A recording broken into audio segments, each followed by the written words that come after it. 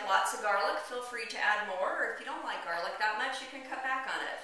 This is my favorite way to cut up a pepper, is actually to trim all the fresh part on the side, just roll it like a wheel and bring it all the way around.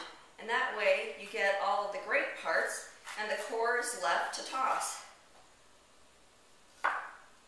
And I'm just going to go ahead and take some of this white part out. We don't need that membrane in there. I'm going to put that in our compost recycle. Let it help the next batch of peppers grow along. And then we're going to do this into a medium dice just like we did the onions. So all the food is roughly the same size. We'll cook about the same. Because the green pepper is much softer than the carrot, it doesn't have to cook as long. So that's why we can go ahead and chop it up as the onion and the carrot is getting the pot all good and tasty, and then we'll throw this in. You could also use red pepper, or you could use a combination of both. I just tend to like the green pepper flavor in the spaghetti sauce. It's a much fresher flavor, a little bit more vibrant. And one thing I learned recently that I did not know is that actually in many vegetables, cooking them makes them much easier to digest, so you actually get more of the great phytochemicals, the nutrients that are within the vegetables. We had always believed that eating raw vegetables was your best source of vitamins and nutrients, but now there is research out there that shows you that actually cooking the vegetables releases some things that help your digestion, and that those will actually allow your body to absorb more of the nutrients in the peppers and the onions and the carrots. So pretty happy about that. You don't feel like you're losing nutrients by cooking them in a wonderful sauce. We're going to go ahead and add the green peppers directly into the pot now too, and let those stir. Now for the garlic, I like to just snip the tips off them, again with your same sharp knife.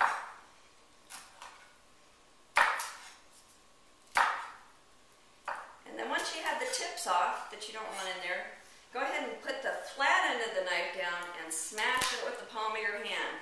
And that's going to release the paper very easily, where you don't have to spend a lot of time peeling your garlic.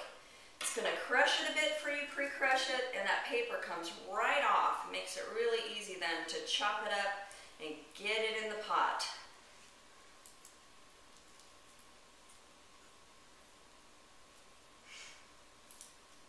So I like to do this in a very fine dice, so you're going to see me cut through it several times to get a nice small size, and that way that wonderful garlic flavor is going to spread all the way throughout the sauce, flavor everything that's in that pot, and give you a delicious garlic finish without being overpowering and not biting into a large piece of the garlic.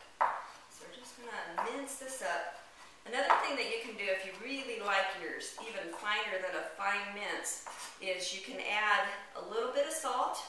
Sea salt works best right on the garlic after you've peeled it, and you can smash it into your cutting board and almost make a little garlic paste. That's a great method to use for garlic bread too, because you get that nice juiciness and it'll spread on your bread. But for this, we're just going to go ahead and do a nice fine little mince and chop it up as much, probably about there. We're going to go ahead and throw that in the pot now.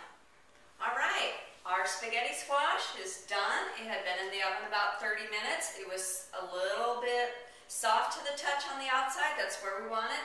So now I'm going to show you the magic of spaghetti squash. I recommend that you get a towel or something because it's still going to be kind of hot, even though this one's been cooling for a couple minutes. You just take a fork and scrape, and look at that, voila, it comes out just like spaghetti, hence the name spaghetti squash. So I'm just going to scrape a nice little helping of the spaghetti squash in place of any noodle or wheat product. That this is as healthy as you can get. There's no breads, there's no refined flour, it's all just straight up vegetable. And it comes out looking just like spaghetti. And then on top of that, we're going to put a nice generous helping of our marinara. Now I like to leave this chunky style. You can see all the good vegetables in there. just the wonderful goodness of that. I know that some people like more of a smooth sauce, so you could put this in the blender. You could smoothen it out. You could put an immersion blender inside your pot and make a more smooth spaghetti sauce, but I actually like a chunky style. So we are ready to eat. I still have a little sip of Mom's wine left. Thank you again, Madre. And we're ready to enjoy this delicious meal. I hope you enjoy it too. Thank you.